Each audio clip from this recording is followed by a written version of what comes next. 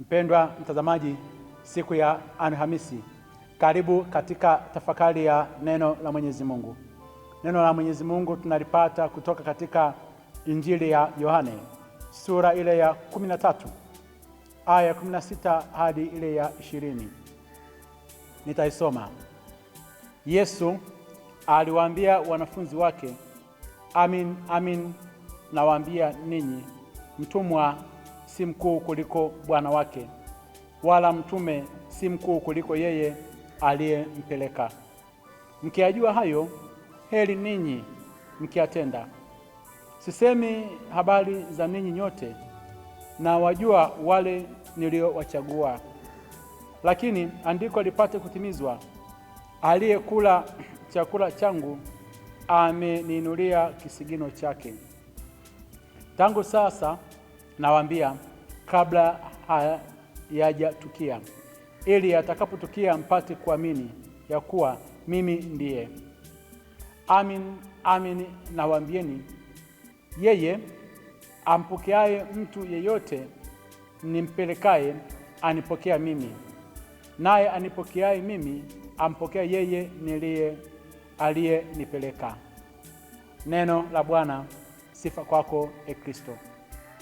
Mpendwa mtazamaji, katika kitabu cha Matendo ya Mitume sura ile ya 13, ambayo inazungumza kwamba walipokuwa wakisali, Roho Mtakatifu aliwaambia, nitengeeni Paulo na Barnaba kwa kazi ile niliyokuwa nimewaitia.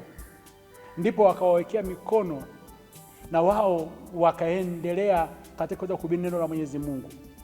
Paulo na wenzake sasa wakaondoka, wakasafiri Pafo, wakafika Perge na Pamfilia.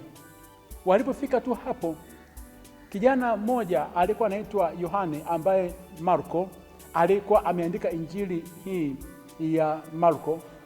Aliona changamoto mbele ya utumishi huo inakuja, kwa sababu safari ilikuwa ni ngumu. Akaondoka, akawaacha Paulo na Barnaba, akaenda Yerusalemu, akaacha utume. Tunajifunza kitu gani? Mara nyingi sana katika huduma, katika Ukristo, tunadhani kwamba kanisa la mwanzo lilikuwa halina matatizo, migogoro ya ndani kwa ndani. Walipita katika changamoto kubwa, kama mnavyosikia Yohane ameamua kuacha, anaamua kurudi nyuma, anaamua kurudi Yerusalemu.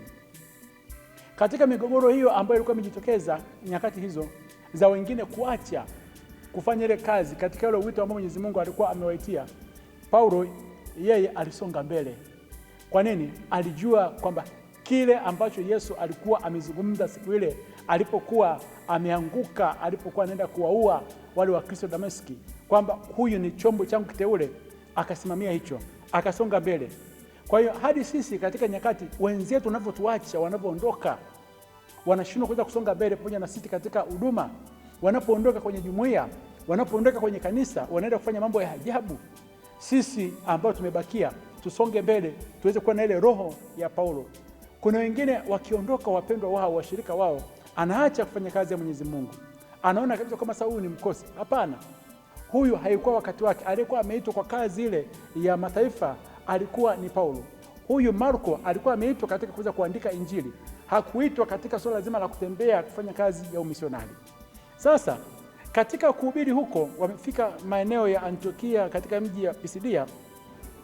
Paulo wakaingia katika sinagogi. Nimesha kueleza mara kwa mara, sinagogi ilikuwa ni mahali ambapo Wayahudi wote waliokuwa wanaishi Yerusalemu na nje ya Yerusalemu, wakiwa wanaishi Wayahudi 10, walikuwa wanajenga sinagogi, mahali ambapo walikuwa wanakutana kwa ajili ya kutafakari neno la Mwenyezi Mungu, hasa Torati na chuo cha manabii. Sasa katika hilo eneo walikuwepo Wayahudi walikuwa wanaishi hapo. Paulo na wenzake walipofika pale, wakawatafuta Wayahudi wenzao. Tunajifunza kitu gani? Kuna baadhi ya watu wakisafiri, wakitoka eneo moja kwenda eneo jingine, akifika pale hana mpango wa kuweza kuwatafuta Wakristo wenzake, ili siku ya Jumamosi akahudhuria jumuiya ndogo ndogo na siku ya Jumapili aende kwenye ibada. Paulo anatufundisha popote pale ulipo wewe ni Mkristo, kama yeye alivyojua popote pale alipo yeye ni Myahudi na lazima awatafute Wayahudi wenzake aweze kuungana nao katika ibada. Popote pale ulipo wewe ni Mkristo, watafute Wakristo wenzako ili uweze kuungana nao katika habari ile ambayo Mwenyezi Mungu amekuitia katika wito huu. Na wanapofika pale baada ya kutafakari kitabu cha Kumbukumbu la Torati na Manabii, wanafika hawa ndugu, wanasema, ndugu, mkiwa mna neno kati yetu, mna neno la kuweza kutufaa, basi karibuni. Kwa sababu ilikuwa ni desturi katika sinagogi kumkaribisha mgeni ambaye amekuja baada ya kutafakari Kumbukumbu la Torati, baada ya kutafakari kitabu cha Manabii. Sasa kama kuna mtu ana neno jingine la kuweza kuwajenga wale ndugu, alikuwa anakaribishwa. Na hapa tunajifunza Paulo anasimama na kuweza kuwaeleza watu habari za Yesu Kristo. Anazungumza kuanzia katika wana wa Israeli walipotoka Misri, wakafika katika ile nchi ile ahadi, wakagawanya katika maeneo mbalimbali. Mwenyezi Mungu alivyowainulia mfalme Sauli, baadaye mfalme Daudi, na kupitia ukoo wa Daudi Yesu Kristo amekuja kwa maneno ya Yohana Mbatizaji kwamba huyu Yesu ndo ametuletea ufunuo wa Mungu kamili. Tunajifunza kitu gani pia hapa? Kuna watu wakienda katika jumuiya ndogo ndogo wamekaribishwa, toa tafakari, amefunga mdomo, haongei, hashirikishi jambo lolote lile.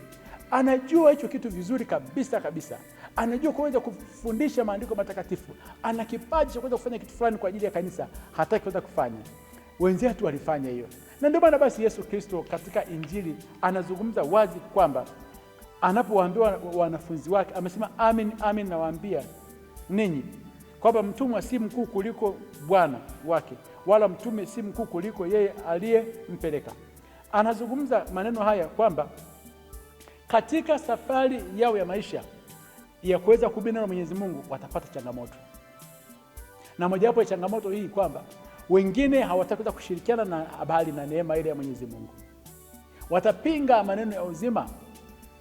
Na anawaambia kwamba kama Yesu Kristo alikuwa amepingwa, basi na wao wajiandae katika hilo. Anawaambia kwamba katika habari za kuhubiri sio wao waliomchagua Yesu, bali ni Yesu aliyewachagua ili wao waende wakazae matunda. Na anasema katika matendo hayo ambayo yeye amewatuma, ndani utatokea usaliti. Kama vile Yesu Kristo mwenyewe aliyekuwa anakula chakula chake, aliyekuwa anakula chakula pamoja na yeye, Yuda akamfanyia usaliti.